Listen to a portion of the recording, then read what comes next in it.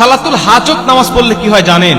অনেকেই কিন্তু আমরা সালাতুল হাজত নামাজ কি এটা জানিই না, অথচ আপনার প্রয়োজন মেটানোর জন্য, আপনার কোন সাহায্যের জন্য, যে সাহায্যটা আল্লাহর কাছ থেকে আপনার দরকার, দুনিয়ার মানুষ এই সাহায্য আপনাকে করতে পারবে না, আপনি ওই প্রয়োজনটা, ওই সাহায্যটা পাওয়ার জন্য যদি আপনি 2 রাকাত নামাজ আদায় করেন সালাতুল হাজতের, এই নামাজ আদায় করে আল্লাহ পাকের কাছে যা চাবেন আল্লাহ পাক আপনাকে সেটাই দান করবে।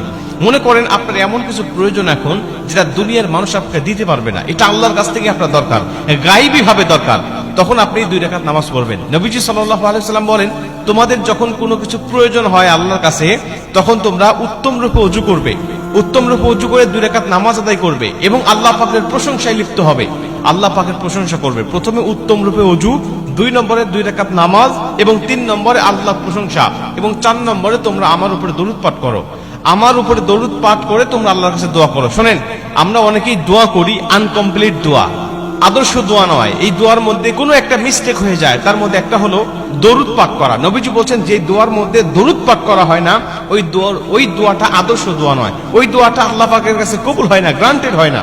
এজন্য তোমরা আল্লাহ পাকের প্রশংসা করবে, আমি নবীর উপরে দরুদ পাঠ করবে, দরুদ পাঠ করে তোমরা তখন আল্লাহ পাকের কাছে দোয়া করবে যে আল্লাহ আপনি আমাকে এটা দান করেন, আমার এটা দরকার, এটা আমার প্রয়োজন, এটা দুনিয়ার মানুষের ক্ষমতা নাই এটা আমাকে দেয়।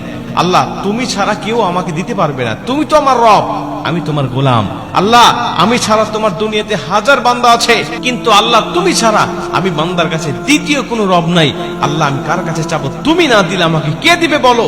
আল্লাহ তুমি আমাকে দান করো, তুমি আমার এই প্রয়োজনটা মিটায় দাও, তুমি আমার এই হাজতটা পূর্ণ করে দাও। আল্লাহ আমার এটার দরকার, আল্লাহ আমার সেটা